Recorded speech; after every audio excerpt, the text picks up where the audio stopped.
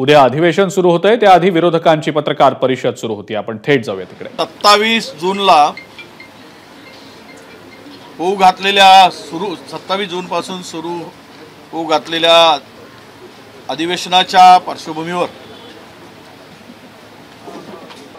आज या प्रेस कॉन्फरन्सला उपस्थित असलेले विरोधी पक्षनेते अंबादासजी विधान परिषदेचे दानवे साहेब, आमचे नेते सन्माननीय बाळासाहेब थोरात, सन्माननीय राष्ट्रवादीचे नेते अनिल देशमुख साहेब,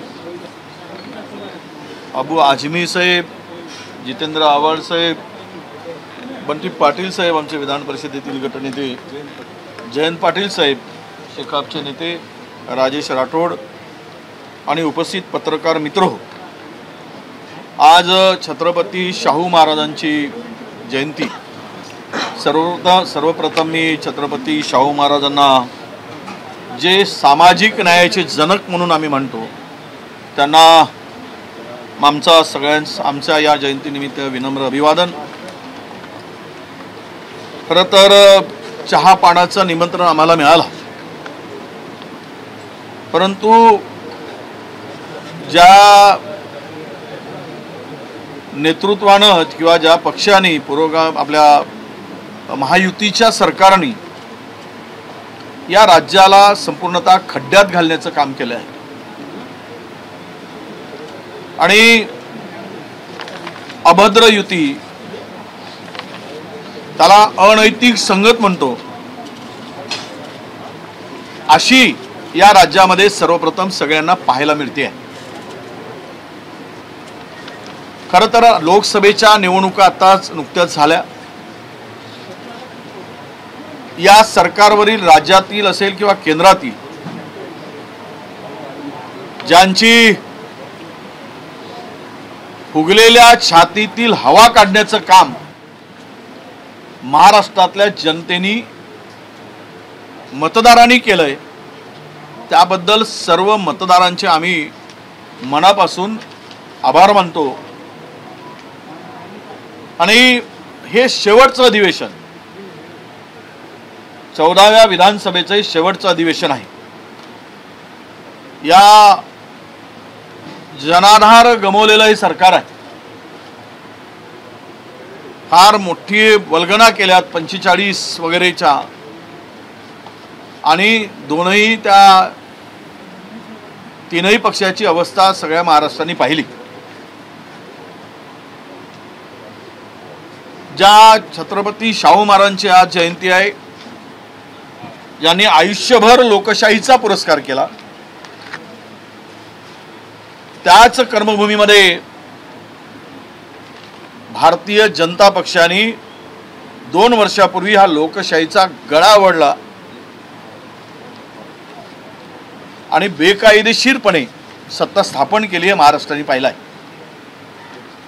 म्हणूनच जनतेने या निवडणुकीत एक सनसनीत उत्तर या गद्दारांना दिलं आणि हेही सांगितलं की हुकुमशाही फार काळ टिकणार नाही आणि या देशामध्ये हुकुमशाह बनण्याचा कोणी प्रयत्न केला तर त्यांची जागा बाबासाहेबांच्या संविधानावर आणि लोकशाहीवर विश्वास ठेवणाऱ्यांनी सनसनीत उत्तर दिलं आहे असं आम्ही मानतो। कारण दडपशाहीनी कुठलाही देश चालवता येत नाही आणि दडपशाही करणाऱ्या पक्षाच्या पाठीमागे जनता कधीही उभं राहणार नाही, हा संदेश सुद्धा आत्ताच झालेल्या लोकसभेच्या निवडणुकीमध्ये महाराष्ट्रातील आणि देशातील जनतेने दिला आहे। हे सरकार विश्वासघातकी सरकार आहे। मुद्दाम हा शब्द यासाठी वापरला पाहिजे की देशाच्या पंतप्रधानांनी मोदी सरकारने उत्पादन खर्चाच्या 1.5 पट हमीभाव देण्याची वल्गना केली। खरं तर हा एक मोठा जुमलेशाहीचा किंवा ही जुमलेबाजीच आहे असं म्हणायला हरकत नाही। कारण सरकारने कुठल्याही शेती मालाला 1.5 पट हमीभाव दिलेलाच नाही। 2013 मध्ये सोयाबीनला जे दर मिळत होते ते दर जर शेतकऱ्याला 2024 मध्ये मिळत असतील 4,600 रुपये, तर शेतकऱ्यांना फसवण्याचं काम या महापापी महायुतीने केलं असं म्हणायला हरकत नाही. या सरकारने शेतकऱ्यांची तर ही मागणी होतीच की स्वामीनाथन आयोगाच्या शिफारशीप्रमाणे सीटोवर आधारित हमीभाव द्यावा, पण यांनी नुकतेच महाराष्ट्राचे मुख्यमंत्री उपमुख्यमंत्री निवडणुकीत मोठी हार पत्करल्यानंतर महाराष्ट्रामध्ये काही पंतप्रधानांना सांगतील आणि या हमीभावात सुधारणा होईल अशी आमची अपेक्षा होती. पण या दोघांनी मात्र मुख्यमंत्री आणि 2 उपमुख्यमंत्र्यांनी शेतकऱ्यांचा विश्वासघात केला आहे हे यामध्ये दिसते आहे. एकनाथराव शिंदेजी मुख्यमंत्री कृषी मूल्य आणि किंमत आयोगाच्या बैठकीत गेले होते कृषी मूल्याच्या. त्यावेळेस आम्हाला असं वाटत होतं की सोयाबीन आणि कापसाचा मुद्दा ते उपस्थित केले तिथे, आणि सोयाबीनला 5,100 रुपये हमीभाव द्यावा अशी मागणी सुद्धा मुख्यमंत्र्यांनी केली. पण मिळालं काय? बघा, MSP मध्ये जी वाढ झाली ती 7-8% जवळपास वाढ झाली. कापूस 7% वाढला, 7%. तूर 8% हमीभाव वाढ झाली. ज्वारीमध्ये 6%ची वाढ झाली आणि मक्यामध्ये 6.5% वाढ झाली. या उलट बियाणावर 35 ते 38% वाढ झाली. खतावर GST मुळे साधारणतः 35% वाढ झाली आणि शेती अवजारावर GST मुळे प्रचंड वाढ झाली. मजुरांची मध्ये वाढ झाली. खरं तर हे नतभ्रष्ट सरकार शेतकऱ्यांच्या खतावर GST लावतो, बियाणावर GST लावतो, ट्रॅक्टर आणि शेती उपयोगी अवजारावर GST लावतो 18%, आणि दुसरीकडे मात्र हेलिकॉप्टर खरेदी करत असताना 5% GST, डायमंड खरेदी करत असताना 3% GST, गोल्ड सोनं खरेदी करत असताना 2% GST. म्हणजेच हे सरकार शेतकऱ्यांच्या पाठीमध्ये खंजीर खुपसणारं आणि शेतकऱ्याला उद्ध्वस्त करणारे हे सरकार आहे. हे यामध्ये हे आता स्पष्ट झालेलं आहे. GST कुठे लावावा, तर ह्या कमिशनखोर आणि टक्केवारी सरकारला याचं भान सुद्धा राहिलं नाही. म्हणजे अंत्यविधीच्या सामानावर, प्रत्येक सामानावर 18% GST यांनी लावला. अंत्यविधीचं सामान जर महाग करत असेल तर मरणही महाग केलंय का स्वस्त केलंय, हा प्रश्न या ठिकाणी उपस्थित होतो आहे. आम्ही गेल्या 10 वर्षात आपण पाहतो या कोणतेही संदर्भात घेतलेले जे निर्णय आहेत तुम्ही काढून पहा, हे सर्व निर्णय शेतकरी विरोधी आहेत. गमतीचा भाग असा की DAPचा दर 460 रुपयावरून आता 1630 रुपयापर्यंत घेऊन गेले. हे 10 वर्षात झालेलं आहे. आणि 50 किलोची युरियाची बॅग होती, त्यामध्ये वाढ मात्र 150 रुपयांनी केली. मात्र पिशवीवर मध्ये त्या पिशवीतील खताची वजन आहे ते 10 किलोनी कमी केलं. 40 किलोची बॅग केली. 50 किलोची युरियाची बॅग 40 किलो केली, GR काढून केली. आणि ते म्हणतात की आम्ही युरियामध्ये फार वाढ केली नाही, पण हे 10 किलो युरिया कमी झाला. हा युरिया कोण खातो आहे आणि या युरियाचे पैसे कोणाच्या घशात जात आहेत आणि शेतकऱ्याची लूट कोण करतो आहे, हाही निर्णय आपल्या सगळ्यांना बघायला मिळतो. महाराष्ट्रातील शेतकऱ्यांच्या मागे त्यांनी उद्ध्वस्त व्हावं, आत्महत्या कराव्यात, हा चंगच या सरकारने बांधला आहे. एकीकडे गुजरातच्या पांढऱ्या कांद्याला तुम्ही निर्यातीची परवानगी देत आहे आणि दुसरीकडे मात्र याच कांदा पिकवणाऱ्या महाराष्ट्रातील शेतकऱ्यांना मात्र निर्यातीची संधी किंवा निर्यातीची परवानगी नाकारली जाते, म्हणजेच महाराष्ट्रातील शेतकरी विरोधक केंद्रातील सरकार आहे आणि त्याचे वाटेकरी राज्यातील महायुती सरकार आहे, हे या ठिकाणी सांगितलं पाहिजे. बांगलादेशने 4 वर्षापासून जे आयात शुल्कात वाढ केली प्रति किलो 66 रुपये, ती पाहिल्यानंतर शुल्काची आकारणी जी केली गेली, जर हे तुमच्या शेतकऱ्यांचं सरकार म्हणत असतील तर मला वाटतं की शेतकऱ्यांचे खऱ्या मारेकरी हे महायुतीचं सरकार आहे असं म्हणायला हरकत नाही. खरीप हंगामाच्या तोंडावर असताना खानदेशामध्ये 30% कापसाचा बियाणाचा पुरवठा झाला नाही. सगळीकडे शेतकरी लाईनीत उभे होते, बियाणं मिळत नाही म्हणून, आणि खताचा नैसर्गिक तुटवडा करून काळा बाजारामध्ये खत विकलं जात आहे, हे महाराष्ट्रात लपून राहिलेलं नाही. त्यांच्याकडूनही सुद्धा हप्ते बांधले गेलेत की तुम्ही चढ्या भावाने द्या खत, पण आमचा हप्ता मात्र आम्हाला पोचला पाहिजे, अशी भूमिका या सरकारची आहे. म्हणूनच या बियाणाचा काळा बाजार आपण पाहिला आहे आणि ही सगळी लूट जी आपण ज्याला दिवसा उजेडी लूट म्हणतो आपण, ती लूट या राज्यात सुरू आहे. खरं माझ्याकडे या सरकारच्या शेतकरी विरोधी निर्णयाची मोठी यादी आहे, ती आम्ही तुमच्याकडे देणार आहोत. या सरकारचा चेहरा, शेतकरी विरोधी चेहरा आम्ही विधिमंडळामध्ये सुद्धा नक्की मांडू.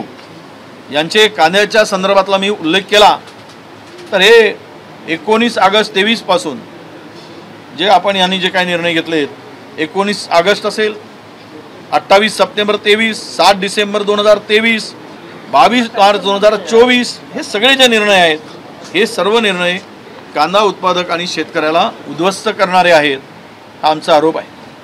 खरं डबल इंजिन झालं होतं, आता ट्रिपल इंजिन झालं, चालत नाही म्हणून आता चौथ्याला मागच्या करिअरला धरायला लावलं. हे सगळं आता पाहिलंय, तो लोंबकळतोय, हे आमच्या मागे चित्र आहे. ही अवस्था, हे चित्र पाहिलं की अवस्था या सरकारची आहे. म्हणजे माझा मुख्यमंत्री आणि दोनही उपमुख्यमंत्र्यांना सवाल आहे की आपल्या राज्यातील शेतकऱ्यासाठी तुम्ही केंद्र सरकारकडे किंवा त्या निर्णयाविरुद्ध का आवाज उचलला नाही, याचं उत्तर महाराष्ट्रातील शेतकऱ्यांना या सरकारने दिलं पाहिजे. उलट उपमुख्यमंत्री महोदय ट्विट करून केंद्र सरकारचे आभार मानत आहेत. कशासाठी आभार? काय दिलं म्हणून आभार? आम्ही या अधिवेशनामध्ये राज्य सरकारकडे आग्रह धरणार आहोत, पण तुमच्याकडे काही मागणी या ठिकाणी आम्हाला सांगितली पाहिजेत की भात आहे, गहू आहे, साखर आहे, अशा अवस्था काय आहे शेतीमालाची. आणि शेतकऱ्यांची दैनावस्था होण्याला पीक विम्याचे पैसे मिळत नाहीत. पीक विमा कंपन्यांनी रगड पैसे कमवलेत, त्यांचा मोठा त्याच्यामध्ये वाटा आहे. एकूणच पाहिलं आपण की राज्यामध्ये मागील 2 वर्षामध्ये अतिवृष्टी, गारपीट, कोरडा दुष्काळ या सगळ्यामध्ये केंद्र सरकारकडे प्रस्ताव पाठवण्यात विलंब झाल्यामुळे शेतकऱ्यांचे केंद्राकडून SDR NDRFच्या निकषामध्ये बसणारे असताना सुद्धा प्रस्ताव पाठवण्यास उशीर झाला म्हणून केंद्राकडून पैसे मिळाले नाहीत. आणि आज शेतकऱ्यांना या सरकारकडून कुठलीही मदत नाही. या राज्यामध्ये चारा छावण्याचा टंचाई एवढी मोठी होती, मराठवाड्यामध्ये काही भागात, विदर्भातील काही जिल्ह्यात होती, पश्चिम महाराष्ट्रातल्या जिल्ह्यात होती. एकही चारा छावणी हे सरकार काढू शकलं नाही. आणि यामुळे या सरकारची मानसिकता ही शेतकऱ्यांना उद्ध्वस्त करणारी आहे, हे आता स्पष्ट होते आहे. सध्याच्या स्थितीमध्ये आपण कुणालाही या शेतकऱ्याला मदत या सरकारकडून मिळालेली नाही.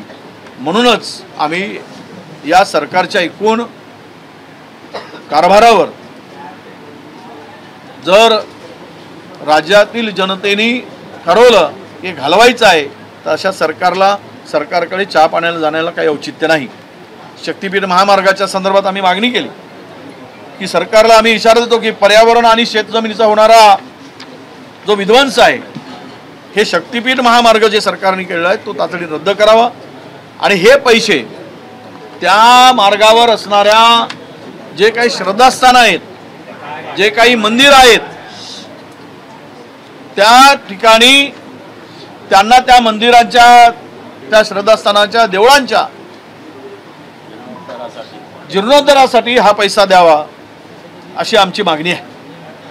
खरं तर कधी नव्हे एवढं हे त्रिकुटांचं सरकार इतका भयावह लुटारू सरकार आहे.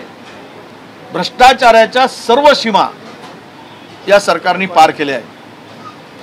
कमिशनखोरी 30% पुढे गेलेली आहे. टेंडरबाज आणि कमिशनखोर सरकार म्हणून सरकारातील प्रत्येकाची ओळख या राज्यामध्ये निर्माण झाली आहे. बिना कमिशननं सगळ्या मंत्र्यांनी राज्याच्या प्रमुखापासून दलालांची फौज उभी केली आहे.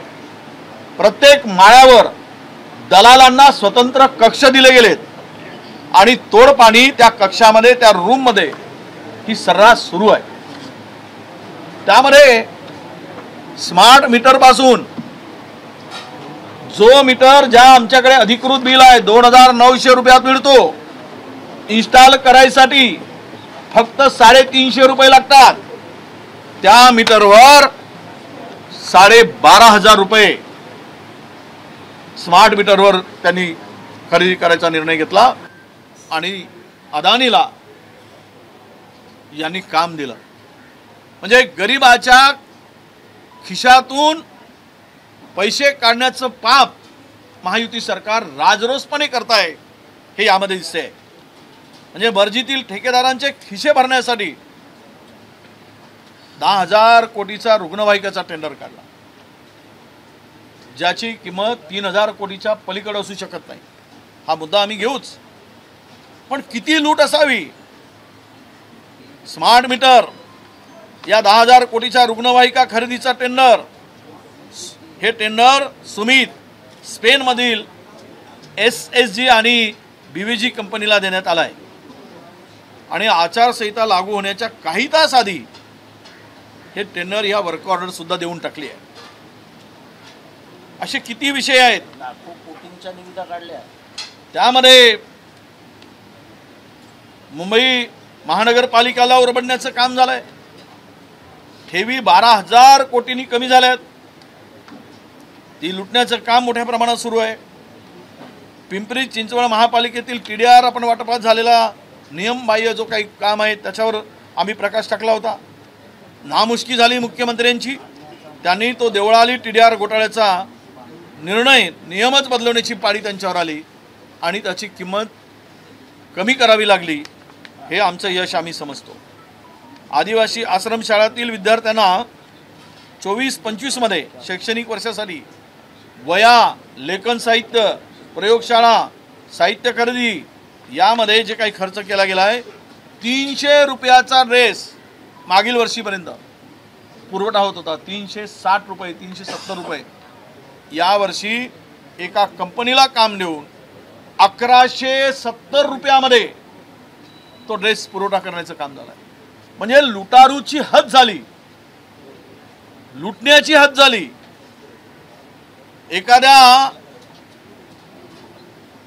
दुसऱ्याच्या शेतात जो बैल घुसतो त्याला, किंवा लुटारू जो म्हणजे दुसऱ्याच्या शेतामध्ये हिरवा चारा खाण्याची सवय असलेल्या बैलाला घंटा बांधली की त्या घंट्याचा आवाज येतो, त्याला त्या गळ्यात घंटा बांधला जातो. त्यामुळे त्याला वाटतं की आता माझ्या घंट्याचाच आवाज, माझ्याकडे कोणी बघणारे नाहीत, म्हणून तो राजरोसपणे अधिक खायला लागतो. असे बैल या राज्यामध्ये घंटा बांधलेले अधिकृत मंत्र्यांच्या रूपाने लुटण्यासाठी तयार झाले. 1100 रुपयाला ड्रेस, 1150 रुपयाला, 350 रुपयाचा ड्रेस हा राजकारणी दिला. किती लूट असावी. आणि लाज शरम अजिबात काही ठेवली नाही. जितकं ओरबडून खाता येईल राज्य तेवढं ओरबडून खा. आणि एकमेव आमचा धंदा, चंदा लो धंदा दो, हाच काम राज्यामध्ये राजरोसपणे सुरू आहे. म्हणून त्याची मालिका ही भ्रष्टाचाराची प्रचंड मोठ्या प्रमाणात आहे. ST महामंडळाच्या बसेस खरेदीचा निधी आहे. अहो किती दिवस फाईल राहावी 2200 बस खरेदी करायसाठी. साधारणतः ही फाईल मुख्यमंत्र्यांच्याकडे फाईल सही होण्यासाठी जाऊन, कारण सगळ्या गाड्या भंगार झाल्या आहेत. सरकार भंगार, आणि एस टी महामंडळाच्या गाड्याही भंगार. 2200 गाड्या खरेदी करण्यासाठी कमिशन मिळत नाही म्हणून CMO ऑफिस सही करत नाही. केवढं दुर्दैव आहे.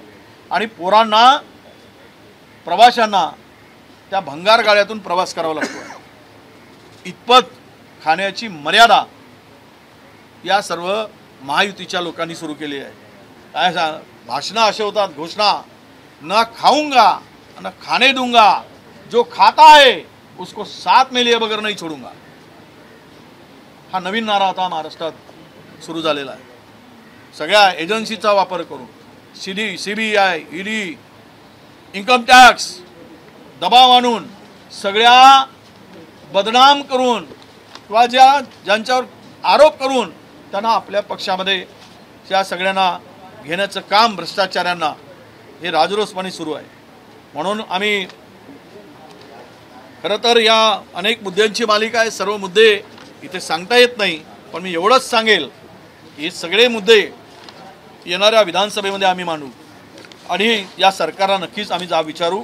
एक शेवटचे 2 विषय आहेत की दुष्काळी मदत. मी सांगितलं मागील वर्षी राज्यातल्या शेतकऱ्यांवर प्रचंड दुष्काळाचं संकट होतं.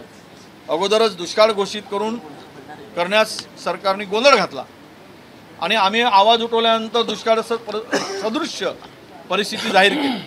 परंतु NDRFच्या निकषाप्रमाणे केंद्र सरकारकडून जे मदत मिळायला हवी होती, आजही दुष्काळी भागात केंद्र सरकारने कुठलीही मदत दिली नाही.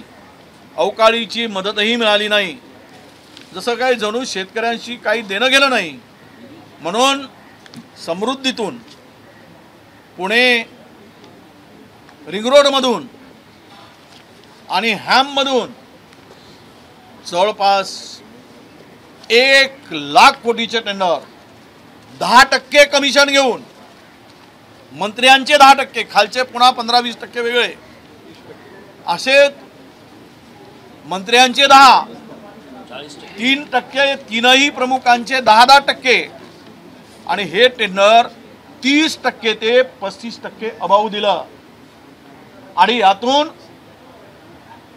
या नालायक सरकारने 40% कमिशन खाला. 1,00,000तील 40% कमिशन 1,00,000 कोटीतून म्हणजे 40,000 कोटी. म्हणून लोकसभेमध्ये 50 कोटी रुपये एका लोकसभा क्षेत्रामध्ये खर्च करण्याचं धाडस केलं. पण जनतेने पैशाला न जुमानता या भ्रष्ट आणि नतभ्रष्ट सरकारच्या त्यांना त्यांची जागा दाखवण्याचं काम केलं. ही परिस्थिती आहे आणि यामध्ये अशा अनेक विषयाला आपल्या पुढे सांगता येईल. मी सांगितलं की यांना हे सगळे करायला पैसे आहेत आणि विदर्भातील मराठवाड्यांच्या विकासासाठी असलेला आम्ही प्रत्येक अधिवेशनात म्हणतोय नळगंगा विणगंगाच्या नदी जोडणीचं काम, मराठवाडा पॅकेजचं काम घोषणा केली. 6 महिने आता मला वाटतं 10 महिने झाले. 45,000 कोटीची घोषणा झाली मराठवाडा पॅकेजची. फुटी कवडी सुद्धा त्यांना दिलेलं नाही. फुटी कवडी 1 रुपया सुद्धा नाही. म्हणजेच हे पॅकेज मराठवाड्यातील जनतेची फसवणूक करणार होतं. हे आमचं स्पष्ट मत आहे. मराठवाडा पॉवर ग्रीड असेल आणि किंवा इतर नदीजोड प्रकल्प असतील. शेवटचा आहे कायदा सुव्यवस्था. काय धिंडवडे निघालेत या गृह खात्याचे. आम्ही गेल्या अनेक वर्षात 25 वर्ष झालेत आम्ही सभागृहात काम करतो. आम्हाला 26 वर्ष झालेत आम्ही पाहतो. परंतु एवढी कायदा सुव्यवस्था बोजवारा उडालेलं सरकार कधी पाहिलं नाही. गृह खातं पाहिलं नाही, ना गृहमंत्री आम्ही पाहिला. ही जी स्थिती राज्यात आणून ठेवली, दिवसा ढवळ्या खून, सर्रास ड्रग्सचा वापर, तरुणींचा भर दिवसा रस्त्यात खून आणि हे सगळे बलात्कार, दरोडे, काय चाललंय राज्यात? कुठे आहे गृह खातं? कुठे आहे सरकार? दलितावर अत्याचार, आदिवासीवर अत्याचार, महिलावरील अत्याचार, हे सर्व जे सांगताय या राज्यातील कायदा सुव्यवस्था ही संपूर्णतः या राज्यातील उद्ध्वस्त झाली, संपलेली आहे, हेच आता या ठिकाणी सांगितलं पाहिजे। त्यामध्ये अनेक विषय आहेत, पण आम्ही पुढे मांडू। मनुस्मृतीच्या संदर्भात आपल्याला सगळ्यांना माहीत आहे शैक्षणिक धोरण, पण एक शेवटचं एवढंच की आम्ही एवढंच सांगतो हे राज्य आता मागच्या 2-3-2.5 वर्षात आणि त्यापूर्वीचे 5 वर्ष मराठा ओबीसी आंदोलन, धनगर हे आंदोलन, आपसात भांडून, झगडे लावून, झुंजवून हे राज्य उद्ध्वस्त करण्याचं आणि खोटी आश्वासन देऊन काम केलं आहे।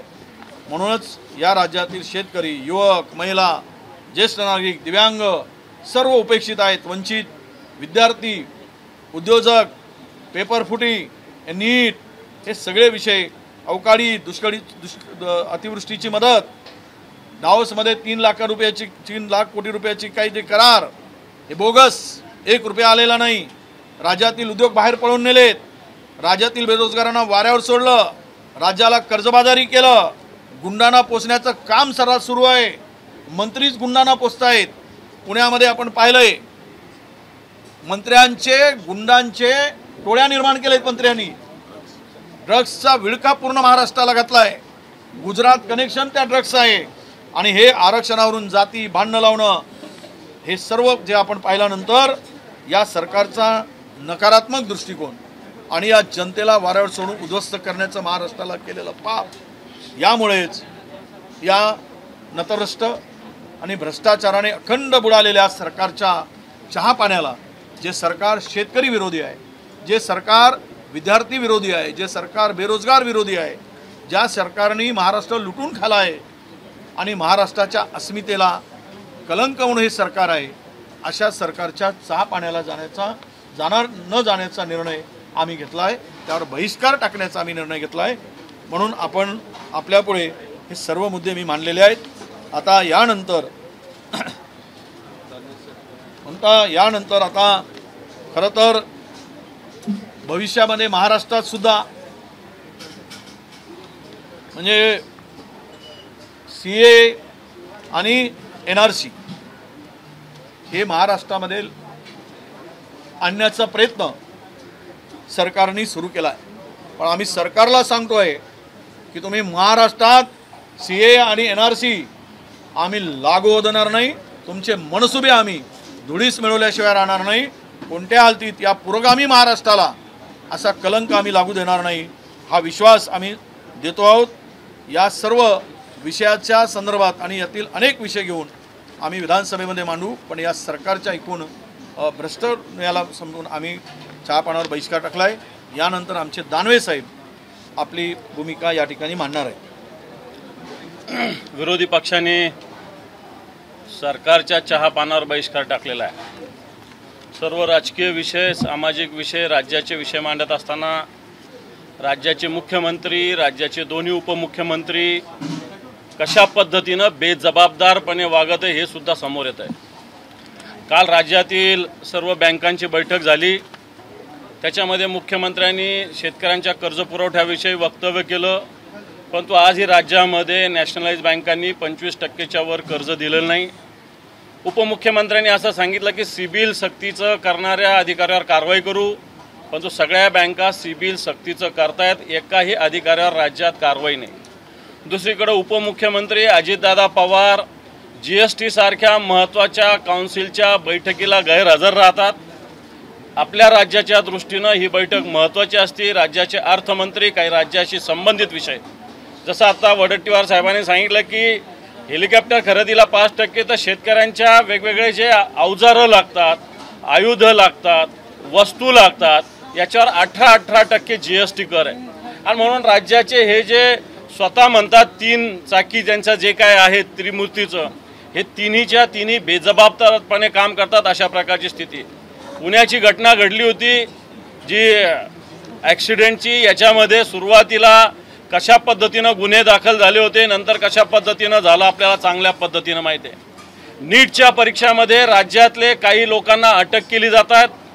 या सगळ्या राज्यामध्ये सुद्धा होणाऱ्या ज्या स्पर्धा परीक्षा वेगवेगळ्या तलाठ्याच्या असेल, पोलिसांच्या असेल, याच्यामध्ये सुद्धा मोठ्या प्रमाणावर गैरप्रकार होतोय आणि म्हणून या सगळ्या विषयाकडे सुद्धा सरकार लक्ष देत नाही। वेगवेगळ्या ठिकाणी वेगवेगळ्या औद्योगिक क्षेत्रामध्ये विशेषतः डोंबिवलीमध्ये मागच्या काळामध्ये 2दा स्फोट झाले, कित्येक लोकांचा जीव गेला, परंतु सरकार याच्यामध्ये बेजबाबदारपणे वाटतं।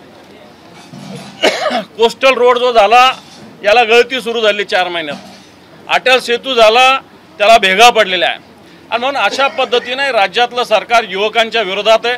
आज या राज्यातल्या युवकांमध्ये प्रचंड असंतोष आहे। मग वीज विभागाची भरती असेल, पोलीस विभागाची भरती असेल, महसूल विभागाची भरती असेल, या सगळ्यामध्ये मोठ्या प्रमाणावर गैरप्रकार होतो। राज्य सरकार डोळे झाकून हे सगळं बघतंय आणि म्हणून हे अधिवेशन जसं सरकारचं जसं हाय हाय म्हणतो तसे महायुती सरकारला बाय बाय करणारं अधिवेशन ठरणार आहे।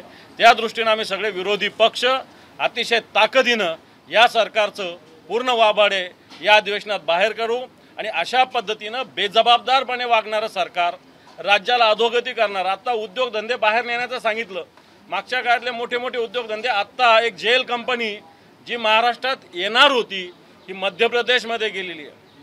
म्हणून अशा पद्धतीने हे सरकार महाराष्ट्राला अधोगतीला नेत असेल तर या सरकारच्या चहापानाला आम्ही कोणीही जाणार नाही। आम्ही त्याच्यावर बहिष्कार घालतो आणि या सरकारला निश्चित या अधिवेशनामध्ये आम्ही जबाब विचारल्याशिवाय राहणार नाही। सर, हिंदी में एक बात रिपीट कर दीजिए। कल से मराठी होने दो, लास्ट हिंदी लास्ट। राज्यामध्ये दूध उत्पादक जे शेतकरी आहे आणि मोठे व्यावसायिक आहे त्यांचं दूध जे आहे 27 रुपये लिटर विकत घेतलं जात आहे। कुठे ना कुठे अमूल आणि त्यांच्यामध्ये जे खरेदी करण्याच्या पतसंस्था आहे त्या मिलीभगत करत आहे आणि दूध उत्पादक शेतकऱ्यांसाठी भावाबाबत कुठल्या प्रकारचं नियंत्रण नाही। खूप मोठ्या प्रमाणात शेतकऱ्यांची लूट सुरू झाली आहे। नाही, सरकारने निर्णय घेतला 5 रुपये लिटर, पण ते अद्याप मिळालेलं नाही। 5 रुपयाचं अनुदान मिळालं नाही।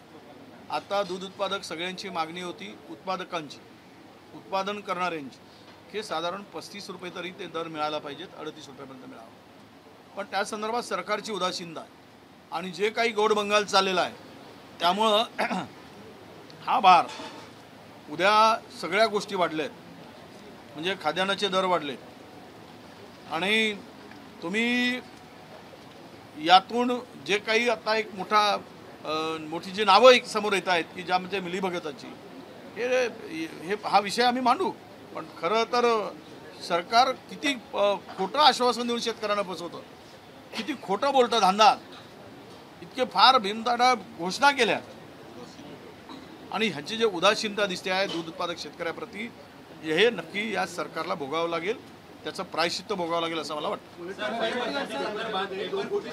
अनेक राज्यांनी कायदे केले, नीटनंतर त्या कायद्याची गरज जास्त विकट आहे त्याची। महाराष्ट्र सरकारने 3 वर्षापूर्वी आश्वासन दिलं होतं, हा कायदा अजून तो कायदा आलेला नाही। या निमित्तानं विरोधात पेपरफुटीचा कायदा, कारण उत्तर प्रदेशने काल त्याच्या संदर्भात अध्यादेश जारी केले ना, आम्ही त्यावर याच अधिवेशनात तो कायदा करावा अशी आमची मागणी राहणार आहे। आम्ही तशा पद्धतीनं आम्ही लक्षवेधी पण घातलेली आहे आणि सरकारला पत्र पण दिलं आहे, तुम्ही हे आणा म्हणून आम्ही त्यांना कळवलेलं आहे। लेखी स्वरूपामध्ये शासनाला आम्ही मागितलं। फेब्रुवारीच्या अधिवेशनामध्ये स्पेशल 10%च्या माफ मराठा कोट्यासाठी जे रजिस्ट्रेशन झालं, आतापर्यंत त्याच्यावर इम्प्लिमेंटेशन नाही, तर बेसिकली या संदर्भात अपोजिशनचा काय रोल असणार आहे? एका बाजूला कोर्टाबाजी चालू आहे, दुसऱ्या बाजूला हे प्रोटेस्ट चालू आहे, ओबीसीकडनं आणखीन एक नवीन आता मागणी येते, तर अपोजिशनचा यावर स्टँड काय असणार आहे? बघा, SC-BCचा 10% आरक्षण मराठा समाजांना दिला होता, पण त्याला काही विरोध आत्ताच्या अलीकडे सुरू झालेला आहे। त्यातील अनेक तरुण आम्हाला मिळतात, त्यातून म्हणतात की त्याचा फायदा आम्हाला होतो आहे, पण सरकारने यावर तोडगा काढण्याची गरज आहे। काय निर्णय घ्यायचा, अधुरा निर्णय घ्यायचा, सोडून द्यायचा, परत नव्यानं निर्णय घ्यायचा, नव्यानं आश्वासन द्यायचं, नव्यानं पुन्हा करार करून द्यायचा, नव्यानं लिखित रूपात द्यायचा, जे होऊ शकत नाही, जे संविधानामध्ये बसत नाही, कायद्याच्या चौकटीत बसत नाही, अशा प्रकारची टाइमपास म्हणून आपण त्यांना लेखीमध्ये काहीतरी करार करतो किंवा त्यांना लिहून देतो आणि ते पाळलं जात नाही। यामुळेच 2 समाजामध्ये एक संघर्षाची स्थिती जी निर्माण झाली ती या सरकारच्या चुकीच्या धोरणामुळे, चुकीच्या वागण्यामुळे, चुकीच्या निर्णयामुळे हे सगळं आता होते आहे। कधी नव्हे हा 2 समाज एकत्र नांदणारा समाज, मराठा असेल, ओबीसी असेल, गावखेड्यामध्ये, गावात असेल, शहरात असेल, एकमेकाचा सुखदुःखाचा साथीदार असलेला समाज एकमेकाच्या विरोधात उभं करण्याचं पाप या राज्यामध्ये 2014ला सुरू झालं. आणि आमची स्पष्ट मागणी असणार आहे की तुम्ही सगळ्यांना घ्या आणि सन्मानाचा एक मार्ग काढा जिथे दोनही समाजाचं समाधान होईल आणि त्यांचा हक्क त्यांना मिळेल, अशी आमची मागणी सरकारला असणार आहे. एक तुमच्या मागे एक बॅनर लागलेला आहे ज्यावरती महाभ्रष्टाचारी, महाघोटाळेबाज, महाटेंडरबाज, महायुती सरकार दिसतंय. अजित पवार हवेत आहेत, उपमुख्यमंत्री हवेत आहेत. नेमकं काय सांगायचंय? नाही, असं आहे, ज्या 8 जागा मिळाल्या आहेत त्यामुळं मुख्यमंत्र्यांना सध्या हवा त्यांच्यात 7 जागा, 8 नाही 7, आणि ते 7वी जागा कशी मिळाली तर ती बेईमानीनं मिळाली, त्याचा पर्दाफाश होणार आहे. ते काही फार काळ लपून राहणार नाही. तर त्यांना असं वाटतंय मी कमी जागा लढवून मी ह्यांच्याबरोबर आलो त्यामुळे ते हवेत आहे. आणि जे सांगितले आम्हाला 30 मिळतील त्यांना मिळाले 9, तर ते चिंताग्रस्त झाले आहेत. आणि ज्यांनी जागा लढवून कशी तरी घासत पिसत एक आली त्यामुळं ते लटकून आहे. हे तिघेही मिळून एकाचा पायपोस एकात नाही अशी त्यांची अवस्था आहे. आणि त्यामुळं राज्याला वाऱ्यावर सोडण्याचं काम झालेलं आहे. आणि भविष्यात काय होईल ते अजितदादांचं काय होईल, शिंदेंचं काय होईल येणारं काळ ठरवेल. पण मी एवढंच त्यामध्ये नमूद केलं आहे, हे तिघांच्या नाकर्तेपणामुळे आणि आपसातल्या भांडणामुळे महाराष्ट्राला उद्ध्वस्त करतात. मुंबई महाराष्ट्र आणि देशभरासह पाणी टंचाई हा प्रश्न आता निर्माण झालेला आणि याचा फटका थेट भारताच्या अर्थव्यवस्थेला होऊ शकतो असा एक अहवाल जो तो समोर आलेला आहे. नाही, ते आम्ही वाचलेलं आहे. खरं तर आत्ताही महाराष्ट्रामध्ये जवळपास 3800 टँकर आता सुरू आहे मराठवाड्यातील काही भागामध्ये. आणि ज्यावेळेस ही टंचाई परिस्थिती निर्माण झाली त्यावेळेस निवडणुकाचा काळ होता म्हणून त्यांनी सांगितलं. एकीकडे निवडणुका सांगितल्या आणि दुसरीकडे निवडणूक आयोगाची परवानगी मागून मतदान संपल्यानंतर 25,000 कोटीचे टेंडर काढले. आणि दुसरीकडे शेतकऱ्यांच्या संदर्भात निर्णय घेताना आचारसंहितेचा बागुलबुवा उभा केला. आज जी अवस्था निर्माण झाली त्यावेळेस मंत्र्यांनी या सगळ्या परिस्थितीवर चर्चा करायसाठी आणि निर्णय घेण्याची आवश्यकता होती. पण त्यावेळेस हे मंत्री बाहेर देशात होते, कृषी मंत्री, आणि पाणी टंचाईवर या सरकारनं पूर्णतः दुर्लक्ष केलं. आज ही अवस्था झाल्याचं कारण की या सर्व योजना ज्या होत्या महायुती सरकारच्या त्या फसव्या होत्या हे आता सिद्ध झालेलं आहे. आणि त्यासाठी एकूणच जी परिस्थिती गंभीर निर्माण झाली याला सरकार जबाबदार आहे.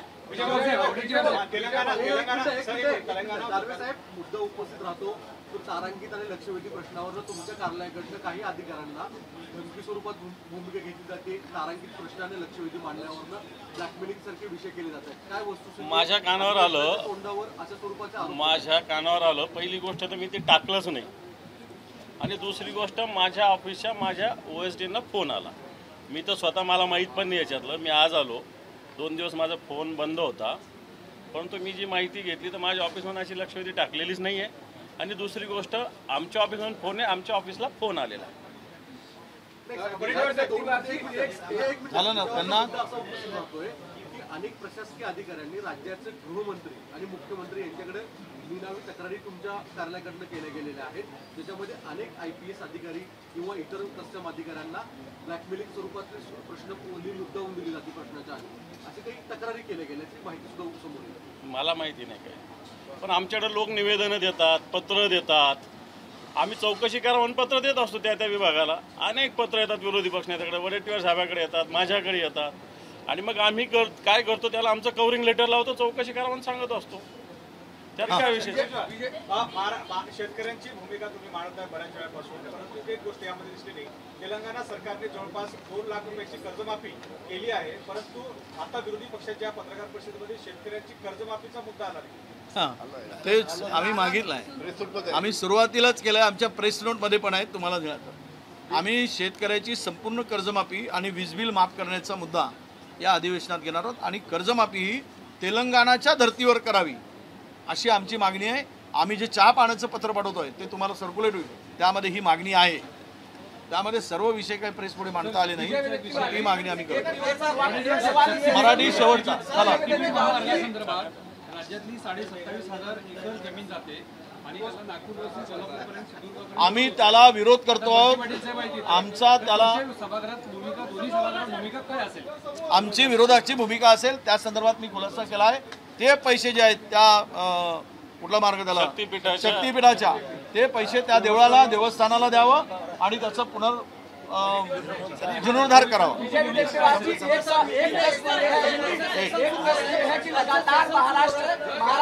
हिंदी में जिस तरीके से महाराष्ट्र सरकार काम कर रही है उसको लेकर विपक्ष किस तरीके से देख रहा है? सामने कई ऐसे देखिए सेशन ये 14वीं विधानसभा का आखिरी का सेशन है. अभी आपने 2 साल में देखा है कि ये सरकार अनितक से बनी है. ये कोई संवैधानिक इसको ढांचा सरकार को नहीं है.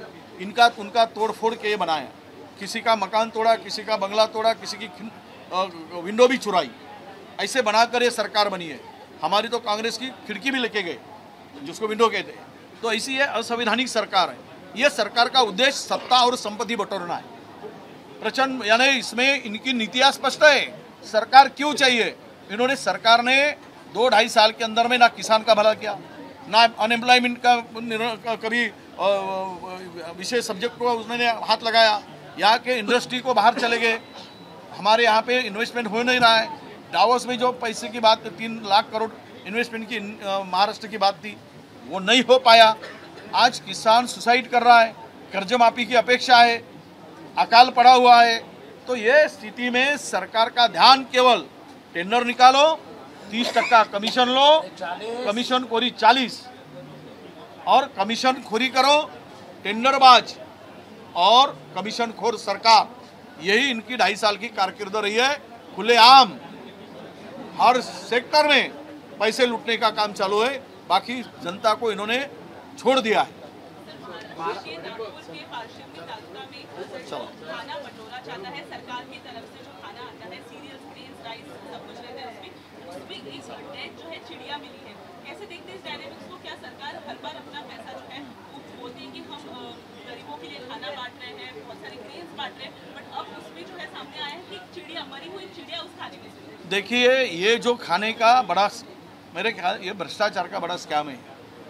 ये पूरा का पूरा बोगस खाना तो 25% लोगों को भी नहीं दिया जा रहा है और 100% का पैसा निकाला जा रहा है.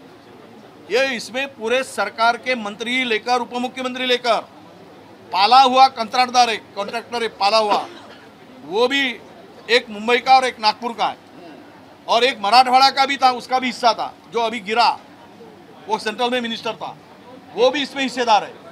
ये सब मिलकर गरीब का खाना खा रहे हैं. ये मरेंगे, इनको पाप लगेगा. गरीब को जो खाना देते हैं ना उसमें भी कमीशन खोरी और आधे को नहीं 20% लोगों को देना और 100% पैसे उठाना, ये सब मिलकर कर रहे हैं. केवल इनका उद्देश्य यही है जनता जाए भाड़ में, हमारी खुर्ची बची रहे, यही काम है. धन्यवाद, नमस्कार. एबीपी माझा, उघडा डोळे बघा नीट.